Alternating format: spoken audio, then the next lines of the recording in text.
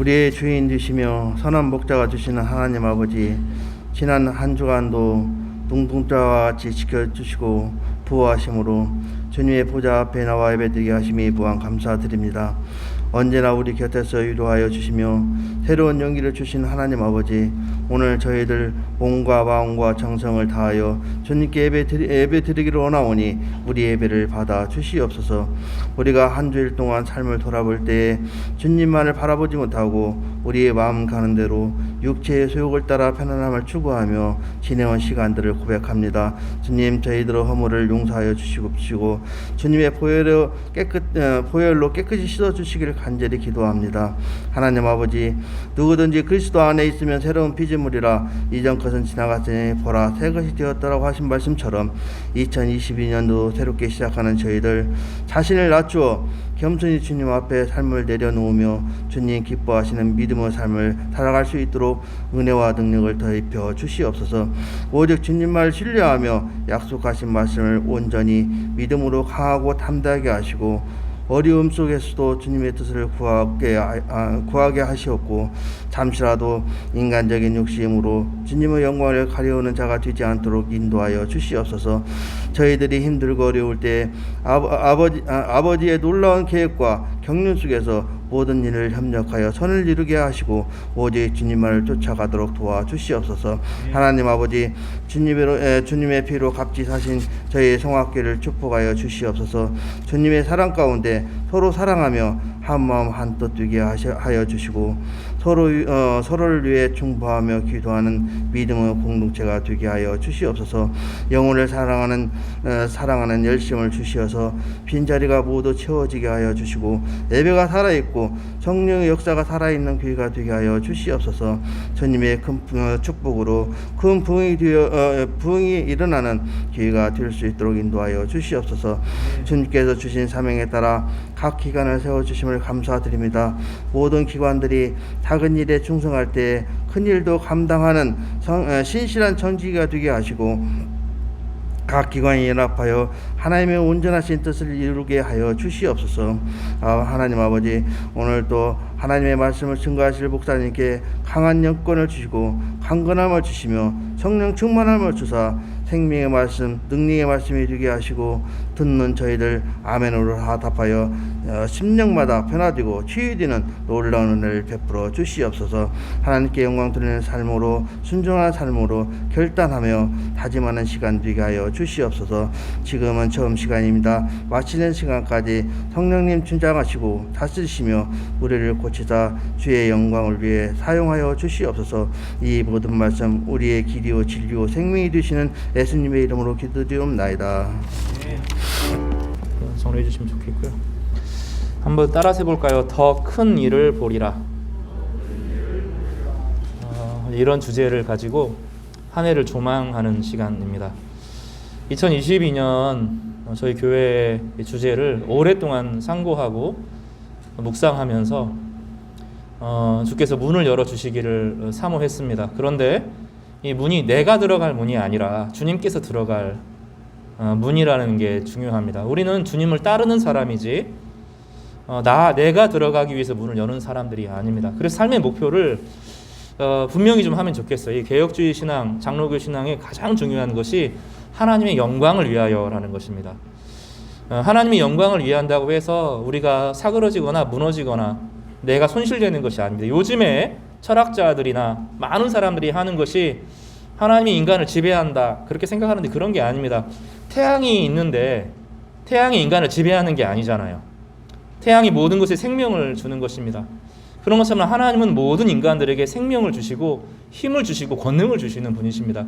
그래서 우리가 하나님의 영광을 위하여 일을 할 때 우리 삶도 같이 의미 있어지고 비로소 가치가 생기는 것입니다. 그래서 어떤 일을 하든지 간에 주의 영광을 위해서 하시기 바랍니다.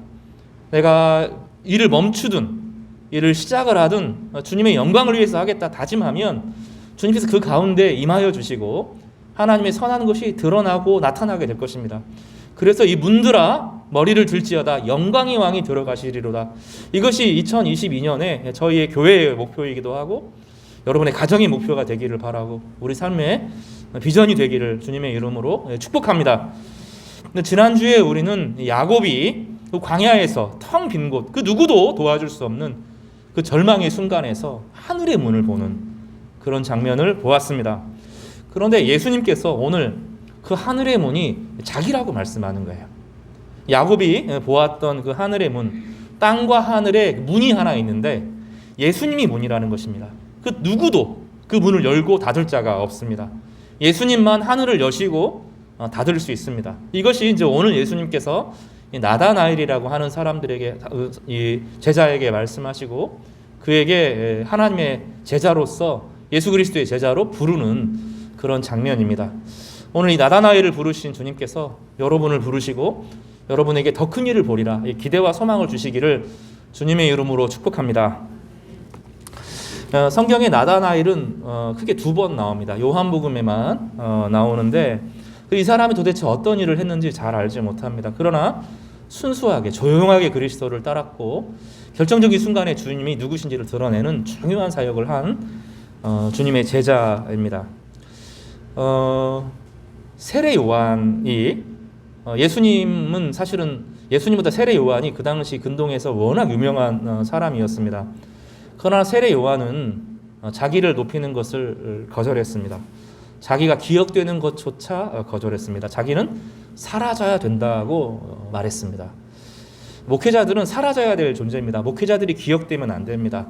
목회자들이 카리스마를 가지고 등장하면 안 됩니다. 목회자는 사라지고 그 메시지만 남아야 되고 그 메시지에도 그리스도만 남아야 그것이 복음입니다. 이것이 복음이고 다른 것을 높이면 안 돼. 교회의 영광도 높아지면 안 되고 목회자의 영광도 어떤 업적도 남아서는 안 됩니다. 오직 복음만 선언돼야 되고 복음 안에서만 다른 것이 우리를 구원하는 것이 아니라 오직 복음만 우리를 자유롭게 합니다. 세례 요한은 모든 사람이 자기를 주목할 때 자기는 사라져야 된다고, 자기는 잊혀져야 된다고, 나는 그 예수 그리스도의 신발끈도 풀 수 없는 낮은 사람이라고 고백합니다. 그 누구도 그리스도 앞에서 높아지면 안 됩니다. 이게 우리의 그 삶이고 우리의 비전이고 우리의 꿈입니다. 아무도 우리를 기억하지 않는 그것이 저의 꿈이에요. 근데 오직 예수님만 남아 있는 것, 예수님의 영광만 드러나는 것이 우리의 소망이 되기를 바랍니다. 이 사도 요한의 세례 요한의 제자 중에서 이 이제 요한 이런 사람들이 있었습니다. 그런 사람들, 또 빌립이라는 사람들이 있었는데 예수님과 하루를 보내고 나서 이분이 하나님의 아들인 것을 알게 되었습니다.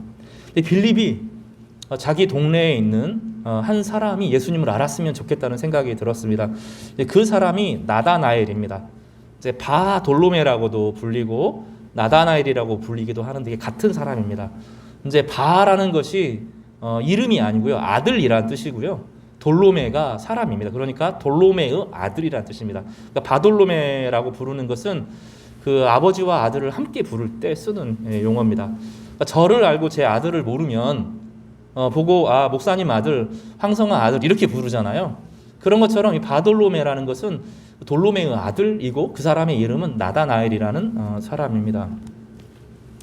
이 빌립이 나다나엘을 향하여서 우리가 그 일을 보았다. 여기서 율법에 기록하였고 여러 선지자가 기록한 그 일을 우리가 만났으니 요셉의 아들 나사렛 예수다 하고 예수를 소개하는 장면이 나옵니다. 이 부분은 랍비로 소개하는 것이 아니라 구약의 메시아, 그러니까 그 뛰어난 스승이다 이런 의미가 아니라 정말로 하나님께서 보내시고 우리에게 구원을 베푸실 성령을 베푸실 유일한 분으로 예수 그리스도를 소개하고 있습니다. 첫 번째로 살펴볼 것은 나다나엘에게 편견이 있었다는 것입니다. 우리가 문을 열 때 중요한 것이 편견을 가지면 안 됩니다. 하나님께서 일하시면 일하실 수 있다. 어떤 조건과 환경에도 하나님께서 구원하시고자 하면 구원하신다. 이럴 때 방해가 되는 것이 믿음의 편견 같은 것입니다. 이 편견을 내려놓아야 되는데 2022년도 우리가 중요하게 가지고 나의 편견은 무엇인지를 좀 묵상을 하고 편견을 내려놓는 그런 시간이 되기를 바랍니다. 이 나다나엘은 성경 연구자로도 유명했던 사람입니다. 이 사람 나다나엘의 전승들을 쭉 추적해 보면 이 사람은 누구보다도 성경을 깊이 알았고 예수님 만나기 전에도 성경 연구가로 탁월했던 사람으로 보입니다. 그 사람에게 하나님의 예수님도 이 사람 나다나엘을 너무 순수한 사람이고 참 이스라엘 사람이라고 하는 극찬을 하셨어요.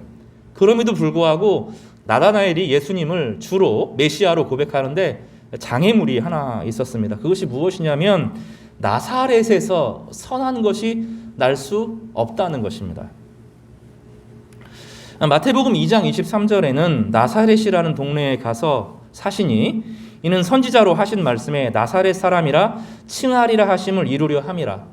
구약 성경에 나사렛에서 예수께서 사셨다, 하나님의 아들이 자란다, 없어요, 그런 표현이. 근데 마태복음에는 선지자의 전승에 이런 표현이 있다라고 말하면서 그 당시 사람들은 나사렛에 예수 그리스도가 나신다, 나사렛에 예수 그리스도께서 자라신다 하는 메시지가 있었던 것입니다.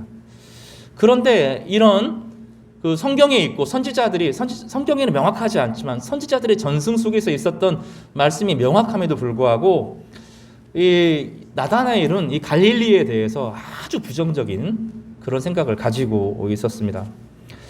요한복음 7장 52절에 그들이 대답하여 이르되 너도 갈릴리에서 왔느냐 찾아보라, 갈릴리에서는 선지자가 나지 못하느니라 하였더라. 이 말은 무슨 얘기냐면 구약 성경 전체에서 갈릴리 주변에서 선지자가 한 명도 나오지 않았다는 거예요. 그런데 갑자기 갈릴리 나사렛에 있어서 선지자가 난다는 것이 이 당시 전승에서 이 당시 사람들 입장에서는 도무지 이해할 수가 없었던 것입니다. 편견이라고 하는 것은 참 무섭습니다. 우리는 편견에 사로잡혀 있어요. 하나님께서 어떤 사람을 쓰실까? 이런 편견이 있습니다. 제가 목회자가 될 때 저희 작은아버지가 저에게 이런 얘기를 하셨어요.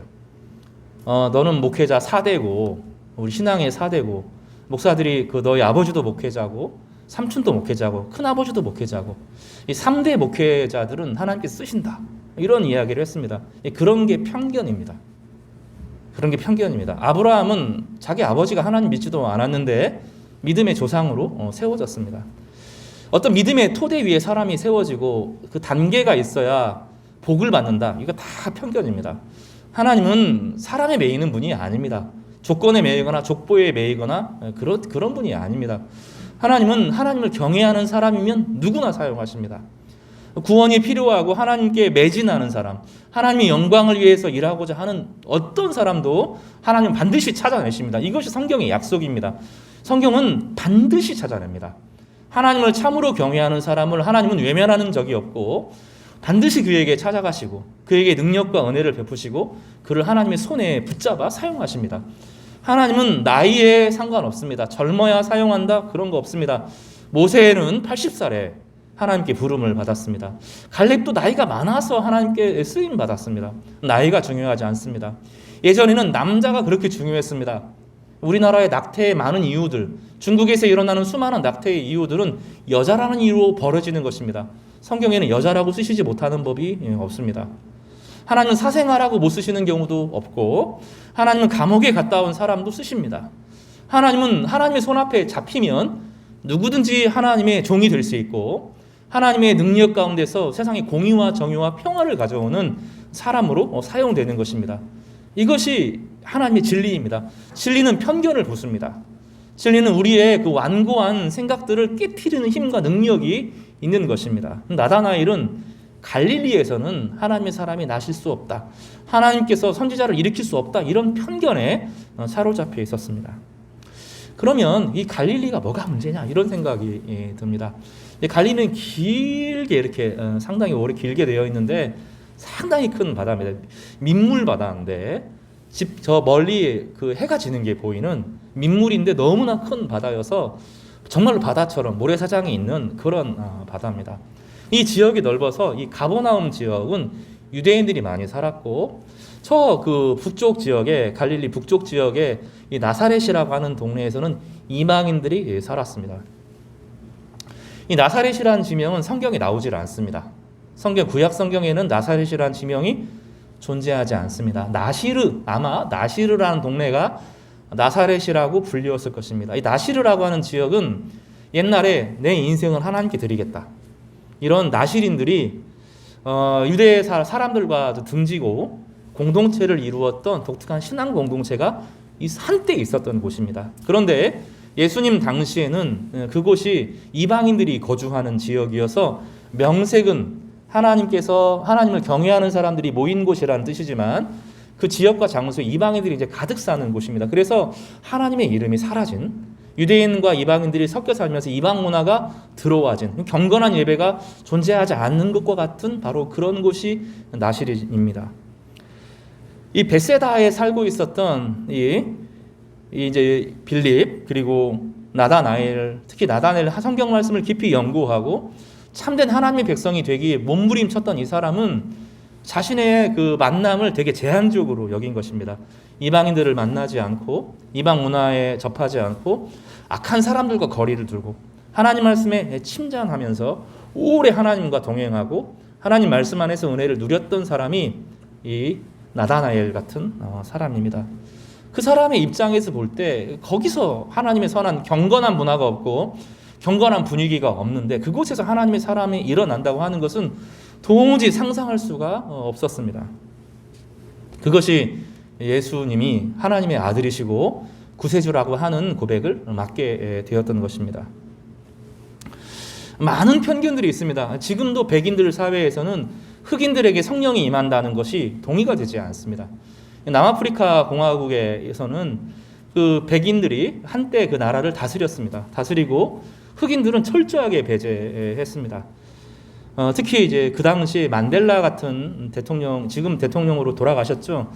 그런 사람은 아라파트 헤이트라고 하는 이 백인 우월 정책에 의해서 거기에 저항하다가 백인과 흑인이 똑같이 하나님의 자녀다, 이 고백을 했다는 이유로 26년간이나 독방에서, 섬에 갇혀서 독방에서 살았습니다. 휴대폰도 없고 TV도 없고 책도 없고 텅 비어있는 공간에 독방에 정말 아무것도 없습니다. 거기에 홀로 처박혀서 살았습니다. 화장실도 그 안에 있습니다. 밖에 나갈 수 있는 것이 아닙니다. 26년을 독방에 갇혔습니다. 나중에 이제 이 사람이 대통령이 되고 그 럭비 선수가 물어봅니다. 이 만델라가 흑인과 백인을 통합해서 정의와 사랑을 위한 나라를 만들자, 이런 목표를 가지고 움직일 때 이 백인이 물어봅니다. 그 독방에서 어떻게 버텼냐고 물어봅니다. 그러니까 그 위대한 말을 하죠. 시를 외웠다는 겁니다. 영국 시인의 시를 외우면서 그 시의 바탕이 되는 성경을 기억했다는 겁니다. 시를 외우고 그 안에 성경을 외우면서 정신을 지켰다는 거예요. 정신을 지키고 몸을 만든 겁니다. 몸이 무너지지 않도록 몸을 지킨 겁니다.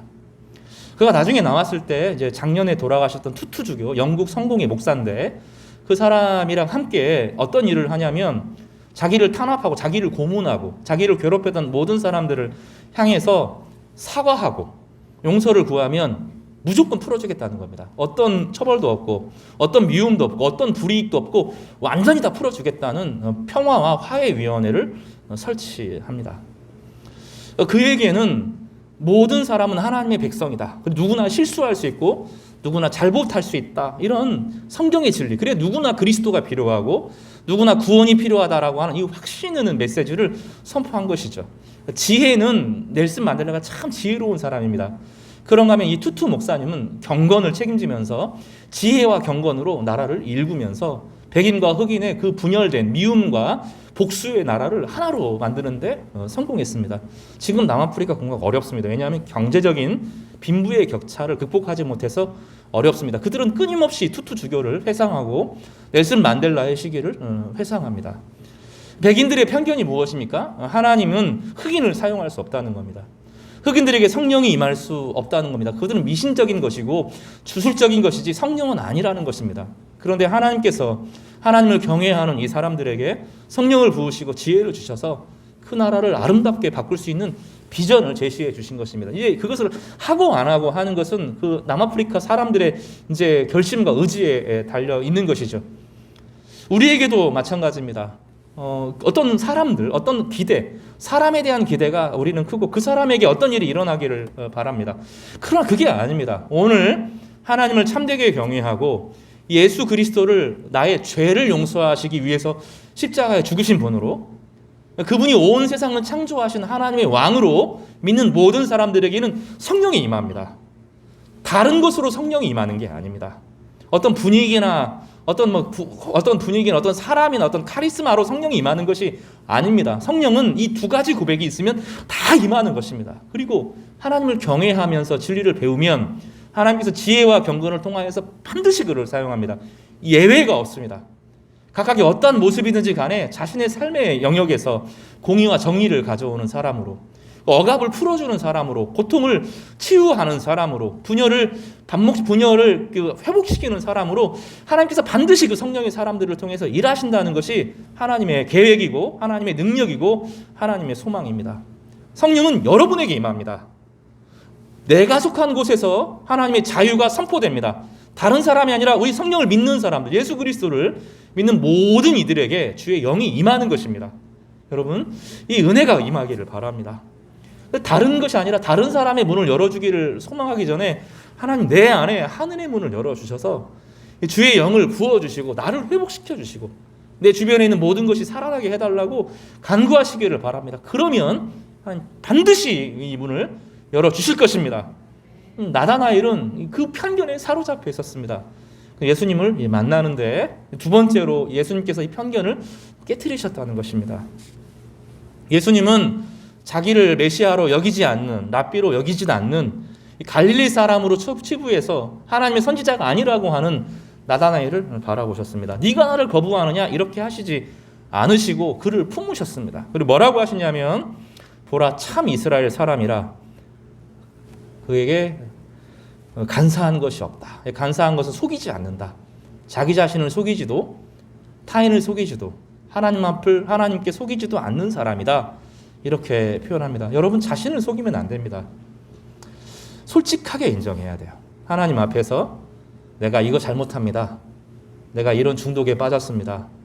이런 연약함이 있습니다. 솔직하게 이야기해야 됩니다. 하나님 앞에서는 자존심 부리면 안 돼요. 일기장 앞에 자기 자존심 부리면 안 되는 것처럼 하나님 앞에서 자기 자존심 부리면 안 됩니다. 근데 많은 그리스도인들이 타인에게 잘 보이기 위해서, 타인에게 비난받기 위해서, 비난받지 않기 위해서 자기를 속이고 또 자기 자신을 속입니다. 그러니 기도가 힘들어요. 기도는 정직하게 하나님을 대면하는 것이고 하나님께 잘 보이기 위한 게 아닙니다. 솔직한 자신의 현존을 고백하면서 내 삶에 얼마나 무너져 있는지, 내가 얼마나 필요한지, 그래서 내 삶에 구원이 필요하다고 고백하는 것이 기도입니다. 간구하는 것 이전에 내가 구원이 필요하고 주님께서 이 문제를 개입하여 주셔야 된다고, 내가 해결하지 못하는 이 중독의 문제, 요즘에 젊은이들 성중독의 이 포르노 문제, 유튜브 안에 있는 그 음란한 것들, 유튜브 자체를 끊지 못하는, 필요 없는데 시간을 거기 헛되이 보내는, 여기 중독, 거의 다 중독자들이거든요. 이런 그것들을 솔직하게 고백해야 됩니다. 주님 앞에 솔직하게 고백해야 됩니다. 이 사람은 솔직한 사람이라는 거예요. 자기 자신에게 솔직하고 이웃에게 솔직하고 하나님 앞에 솔직한 사람이다. 이 사람을 가리켜서 참 이스라엘 사람이다. 주님께서 인정해 주셨습니다. 나다나엘이 당황합니다. 주님, 제가 주님을 언제 보았다고 저를 아십니까? 이럴 때 주님께서 놀라운 이야기를 하나 하십니다. 내가 무화과 나무 아래에 있을 때 너를 보았다. 이렇게 말씀하십니다. 근데 그 한마디가 나다나엘이 예수 그리스도를 주로 고백하는 키워드가 되었습니다. 중요한 열쇠 같은 역할을 하게 되었습니다. 이 무화과 나무에서 뭐 했을까요? 왜 이 나다나엘이 이 무화과 나무 아래에서 자기를 보았다 하는, 아래에 있다는 것을 보았으니까 위에서 본 거죠. 위에서 너를 내가 살펴보니까 네가 무화과 나무 아래에 있었다 하는 얘기에 왜 그렇게 이 사람이 당황했는지를 살펴볼 수 있는데, 아무도 모르는 기도 처소였던 것입니다. 그가 성경을 읽고 기도하는, 누구도 알지 못하는 자기만의 공간이었던, 부모님도 모르고 친구도 모르는, 이 빌립도 모르는 자신만의 공간, 자신만의 솔직한 공간, 하나님 앞에서 기도하고 말씀을 연구하는 그 누구도 알지 못하는 비밀스러운 자신만의 영적인 공간이 있었다는 것입니다. 성도 여러분, 삶은 그걸로 갈립니다. 그리스도인은 이걸로 갈립니다. 하나님께 정말로 의미 있는 인생을 살아가는 사람과 인생을 살면서 죄짓고, 누구나 죄를 짓죠. 죄짓고 범민하고 그러면서 계속 죄에 겨우겨우 구원을 얻는 사람과 죄를 짓지만 주님께서 용서하시는 것을 받아들이고 하나님의 영광을 위해서 인생을 전환해서 주님께서 붙드는 사람은 요거 하나로 결판이 납니다. 말씀을 연구하는, 성경과 함께 기도하는 자신만의 은밀한 공간이 있는 사람과 은밀한 공간이 없는 사람으로 나뉩니다. 나다나엘은 이 경건의 비밀을 아는 사람이었습니다. 이 경건과 지혜는 영성의 중요한 두 토대입니다. 따라서 해볼까요? 경건, 지혜. 다시요. 경건, 지혜. 이 영성의 두 가지 기둥입니다. 이 경건은 힘에 속하는 것입니다.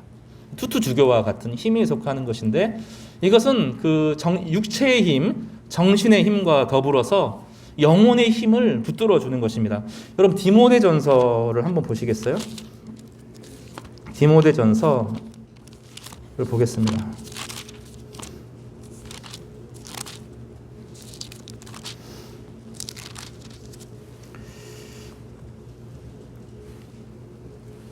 사장 6절에서부터 8절까지 말씀입니다. 시작. 내가 이것으로 형제를 깨우치면 그리스도의 예수의 좋은 일꾼이 되어 믿음의 말씀과 내가 따르는 좋은 교훈으로 양육을 받으리라. 망령되고 허탄한 신화를 버리고 경건에 이르도록 내 자신을 연습하라. 육체의 연단은 약간의 유익이 있으나 경건은 범사에 유익하니 금생과 내생에 약속이 있느니라. 경건이라고 하는 것은 하나님 있음이라는 것을 우리말로 번역한 것입니다. 경건은 여기에 하나님이 있다는 것을 의식하고 살아가는 삶의 태도를 말합니다. 그러니까 오늘 이 자리에 내가 거한 모든 곳에 나의 삶은 모든 영역에 하나님이 현재로 계신다. 많은 사람들이 임재를 해서 가만히 있는데 하나님의 성령이 막 임하여서 뜨거워 이런 개념이 아니라 세상의 모든 곳이 하나님께서 거하시고 지금 내 마음에 내 삶에도 여전히 하나님이 계신다라고 하는 것을 의식하는 태도를 말합니다. 병이 와도 이 병 가운데 하나님이 함께 하신다는 것을 의식하는 것입니다. 이유와 목적이 있다는 것을 아는 것이고 또 그 자체로 어떤 어려움이 있어도 그 하나님이 함께 고통을 짊어지시고 계신다는 것을 의식하는 삶의 태도를 경건이라고 부르는 것입니다. 의식적으로 모든 일에 하나님이 함께 하신다는 것을 기억하는 것입니다. 그래서 죽음도 안 두려운 거예요. 죽음의 건너감도 내가 여기에 하나님이 함께 하시기 때문에 단지 시간의 흐름일 뿐이지 내가 속한 삶의 태도의 형식이 변화할 뿐이지 여전히 그 안에 생명이신 하나님이 옆에 계신다는 것을 의식하고 살아가는 것을 경건이라고 부릅니다. 경건은 훈련을 통해서 이루어지는데 의식하는 겁니다. 지금 여기에 하나님이 나와 함께한다. 하나님이 현존이다. 하나님은 언제나 나에게 현재로 계신다. 그것을 매 순간 기억하는 것이 경건입니다. 경건은 영혼의 힘이 되고 능력이 됩니다. 반드시 발휘가 됩니다. 세상의 힘은 크게 세 가지로 나눠집니다. 하나는 육체의 힘이 있고 정신의 힘이 있고 세 번째로는 영혼의 힘이 있습니다. 영혼의 힘은 경건에서부터 나옵니다. 저는 신대원 때 운동권으로 유명했습니다. 운동권 데모하는 운동권 이런 거 말고요. 그 당시 그런 친구들도 있었는데 저는 이제 그런 운동권은 아니고요. 제가 공부를 열심히 하거나 잘하지는 못했어요. 많은 사람들이 목사님 참 공부 잘하는 것 같다. 천만의 말씀입니다. 제 성적표 띄워보면 중학교 때, 고등학교 때 별로입니다. 근데 제가 하나 열심히 한 게 있는데 중학교 3학년 때부터 1시간에서 2시간은 농구를 했던 것 같아요. 무슨 얘기를 하려고 하냐면 그리고 신대원을 마칠 때가 제가 30살 정도 되었는데 그 이후로는 그렇게 운동을 못했어요. 근데 그 시간들을 돌이켜보면 제가 지금까지 버티는 것은 15년간 농구장에서 1시간, 2시간 버텼던 그런 겁니다. 목회자 시합이 있었어요. 대구 동부교회에 제가 사역을 할 때 12명인가 3명인가 있었는데 저희 담임목사님은 직구준 분이어가지고 물에 들어가서 오래 참기. 근데 그분이 해병대 출신이어서 이길 수 있을 거라고 생각했겠죠. 저한테 비교가 안 됐습니다. 제가 다른 건 못해도 물에 들어가면 나오질 않습니다. 왜냐하면 이 농구하면서 폐활량이 커졌기 때문에 꿈쩍도 안 합니다. 남들 다 저 사람 죽었나 할 때까지 버티고 있는 거죠. 그래도 여유 있게 나옵니다. 이게 육체의 힘입니다. 육체의 힘은 타고난 것도 있지만 운동을 통해서 주어집니다. 여러분 피곤하고 지치고 하는 거는 대부분 다 육체의 힘이 고갈돼서 그래요. 운동을 안 하면서 안 지친다? 그 거짓말입니다. 나이가 들면 들수록 근육이 생겨야 되고 힘이 있어야 됩니다. 특히 폐활량이 무너지면 삶이 무너집니다. 폐가 좋아야 돼요. 저도 지금 이제 슬슬 시작을 하려고 합니다. 두 번째는 정신의 힘이 있습니다. 책을 읽지 않으면 정신의 힘은 무너집니다. 사람의 정신의 힘은 책에서 나오고 시에서 나옵니다. 특별히 시에서 나옵니다. 좋은 시들을 읽고 사고하고 묵상할 때 사람의 영혼이 날카로워지는데 그 힘으로 세속화를 이기는 것입니다. 넬슨 만델라 같은 사람은 정신의 힘이 탁월한 사람이었습니다. 시에 몇 수 안 돼요. 넬슨 만델라가 외웠던 시가 몇 수가 안 됩니다. 26년을 버팁니다. 독방에서 26년을 시 한 수, 그 어떤 영국의 시인인데 그 경건에 깊이 뿌리 박으면서 참된 자유를 이야기하는 시 한 수로 그를 버팁니다. 우리가 그토록 이 시대가 자살이 많은 중요한 이유 중에 하나는 기계적인 사람을 만듭니다. 기능적인 사람들을 만드는데 정신이 고갈됐어요. 우리 사회가 그렇게 유튜브에 집착이 되고 우리 사회가 그렇게 무너지고 쉽게 중독에 빠지고 조금만 지치면 자기의 생명을 놓아버려요. 세계관적인 영향도 있지만 사람의 정신의 힘이 고갈됩니다. 우리 사회는 정말로 이상한 사회예요. 여러분 속으면 안 됩니다. 국가가 전투 그 국방력을 가지고 무기를 만들어서 이제 몇 조씩 수출을 하는 나라가 됐거든요. 내년에는 작년 한 해 5조씩 수출을 했는데 내년에는 10조 넘는다는 거예요. 또 원자력 발전 수주됐다. 이런 것이 속으면 안 됩니다. 실제로 자살률 제일 높고 제가 여러 번 이야기합니다. 우리 사회만큼 전 시대 역사 가운데 이 세상에 존재하는 모든 역사가 시작되어서 지금까지 이렇게 자살을 많이 하는 나라는 전 세계에 없어요. 우리 정신은 완전히 고갈된 상태입니다. 사람이 자살하는 중요한 이유는 정신력이 없어요. 사람이 어떻게 살아가는 것이 인간인가 학교에서 가르치지 않습니다. 그런 거 없어진 지 오래입니다. 책 안 읽는 지 오래됐습니다. 어떻게 하면 돈으로 여러 번 말하잖아요. 통계가 있는데 압도적입니다. 예전에는 뉴욕이었는데 뉴욕보다 지금은 압도적으로 한국 사람들이 돈이 인생을 행복하게 한다는 것에 전 세계 비교가 안 되는 사회입니다. 물질화되었고 또 한편으로는 실패하고 나면 재기가 안 돼요. 우리 사회에는 재기가 안 되는 사회 구조이기 때문에 사람들이 자살을 합니다. 무서운 사회에 살고 있습니다. 여러분은 거의 똥통에 사는 것과 같습니다. 이 시대의 정신은 부드럽고 좋고 부드러워 보이지만 행복하고 선진국이 되는 것처럼 보이지만 사실은 이 사회는 너무너무 악한 거예요. 여러분이 신앙을 지키고 예배를 드리고 하나님께 찬양을 드리고 오늘 내가 의미 있는 인생을 살아보겠다고 성령의 은혜에 반응하는 것은 기적이 일어난 겁니다. 기적이. 거기에 반응하는 거예요. 내가 신앙생활 안 하는 것처럼 보이지만 주일에 오는 것만으로도 대단한 거예요. 이 자리에 앉아서 하나님께 예배하고 말씀을 듣고 기도를 하고 찬양을 하는 건 정말 엄청난 성령의 은혜가 아니면 불가능한 겁니다. 지금 그런 시대에 살고 있는 거예요. 그리고 더 심해질 겁니다. 이거는 정신력의 힘인데 독서를 통해서 시를 통해서 극복이 되는 겁니다. 그러나 이것보다 더 궁극적인 것은 영혼의 힘, 경건의 힘에서 나옵니다. 경건의 힘은 기도를 통해서 말씀을 통해서 공급되어야 되는데 이 행위가 중요한 것이 아니라 하나님이 여기 나와 함께 하신다. 이것을 계속 의식하는 삶의 훈련이 되는 거예요. 어떤 상황에도 주님이 여기 계시다. 내 문제에 대해서 주님이 모르시는 것 하나도 없다. 그리고 주님은 바로 내 앞에, 내 마음에, 내 앞에, 내 좌우에, 내 위에, 내 뒤에, 내 등에 주님께서 여기 계신다 하는 것을 의식하고 살아가는 것을 경건이라고 부릅니다. 하나님 있음이에요. 하나님은 없이 계신 분이 아닙니다.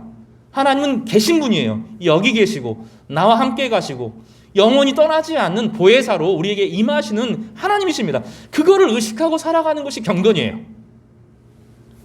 예수님께서 나다나엘을 보셨는데 그가 하나님 말씀, 예수 아직 그리스도의 구되심은 모르지만 구약 성경을 묵상하고 기도하면서 하나님이 여기 계심을 알았던 거예요. 그리고 그 은밀한 이야기, 아무도 모르는 이야기를 예수께서 알고 계신다 하는 것을 나다나엘이 고백하고 나서 깨닫습니다. 저분이 하나님이시다. 그래서 나다나엘의 고백은 급격하게 바뀝니다. 오늘 나다나엘의 고백을 한번 좀 2장 1장을 한번 보겠습니다. 뭐라고 고백하는지 어떻게 바뀌는지 한번 좀 보겠습니다.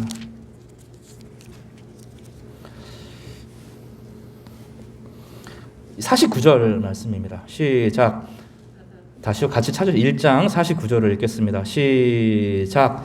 나다나엘이 대답하되 랍비여 당신은 하나님의 아들이시요 당신은 이스라엘의 임금이로소이다. 지금 주는 그리스도시요 살아계신 하나님의 아들이다. 베드로가 고백하려면 아직 멀었어요. 나다나엘은 딱 보고 알았습니다. 저분은 내 기도를 들으시는 분이시다.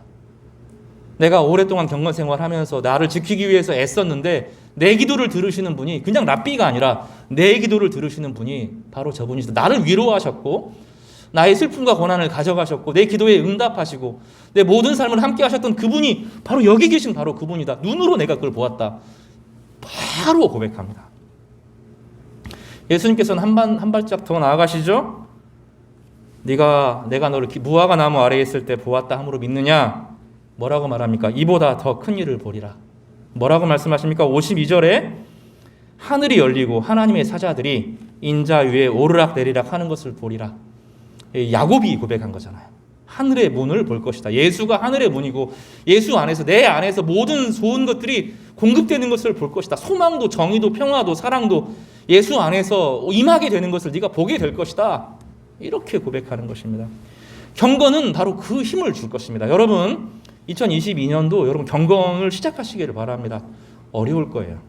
쉽지 않습니다. 이게 그거 경건을 위해 도와주는 것이 큐티를 하거나 성경을 읽는 것이 기도하는 것이 그것이 경건이 아니고요. 그것이 도와주는 거예요. 주님이 여기 나와 오늘 함께 바로 이 자리에 오늘 이 자리가 주님이 계시는 곳임을 의식하게 만들어줍니다. 그래서 지지 않게 만들어줘요. 육체의 힘에 정신의 힘에 세상의 오염에 지지 않고 이길 수 있도록 만들어줍니다. 주님은 여기 계십니다. 바로 이 자리에 나와 함께 내 몸 안에 내 몸 밖에 내 영혼 안에 영혼 밖에 주님은 모든 곳에 함께 하시는 분임을 여러분 알게 될 겁니다. 경건은 바로 그 힘을 가져옵니다. 육체의 연습이 디모데전서에서 그렇게 말합니다. 육체의 연습이 유익이 있다는 거예요. 그러나 경건은 이 세상과 내세에 힘이 되고 능력이 되고 소망이 된다고 우리 가운데 가르쳐 줍니다. 주님은 어디나 계십니다. 그리고 그것을 의식하고 살아가고 붙드는 사람에게 그 영혼의 힘을 주셔서 우리로 하여금 정말로 세상을 이기면서 참된 소망을 증거하는 사람으로 만들어 가시는 거예요. 여러분 그 은혜를 누리시기를 간절히 바랍니다. 그리고 주님은 더 큰 일을 보겠다고 하겠어요. 경건을 가진 사람, 기도하는 사람, 하나님이 여기 계시다는 것을 의식하는 그 사람에게 주님께서 친히 문이 되어주시겠다고 약속하시는 거예요. 여러분 교회는 사람에 의해서 세워지는 게 아닌 것 같아요. 주님은 교회는 주님이 세우세요. 참된 신앙 고백을 가지면 주님이 교회를 세우시는 것 같아요. 제가 요즘에는 확신을 합니다. 우리의 삶도 주님이 세워주시면 세워줍니다. 시편에서 그렇게 말해요. 주께서 세우시지 않으면 세우는 자의 수고가 헛되고 주께서 함께 하시지 않으면 지키는 자의 수고가 헛되다고 말합니다. 그러나 주님께서 함께 하시면 세우는 자, 지키는 자 모든 수고가 의미 있고 가치 있고 능력이 되는 줄 믿습니다. 하나님 이 은혜를 주님께서 소개하시는 거예요. 더 큰 일을 보리라. 예수께서 하늘의 문이심을 보고 주님께서 열어주시겠다는 거예요. 하늘을 열어주셔서 하늘에 속한 모든 것을 부어주시겠다고 약속하고 계시는 것입니다. 성도 여러분 하늘의 문을 붙잡으시기를 바랍니다. 예수님께서 하늘을 열어주실 거예요. 이것은 선포가 필요합니다. 늘 하늘의 문을 여십시오. 주님께서 들어가십시오. 우리는 주님을 따르며 주의 영광을 위해 살겠습니다. 이렇게 말할 때 삶의 모든 어지러운 질서가 바로 잡히면서 권능으로 임하시는 주님을 발견하게 될 것입니다. 따라서 해볼까요? 더 큰 일을 보리라. 다시 크게요. 더 큰 일을 보리라. 2022년 한 해 더 큰 일을 보게 되는 주님께서 문을 열어주시는 은혜의 축복을 누리시는 우리 성도님 되시기를 주님의 이름으로 축복합니다. 기도하겠습니다.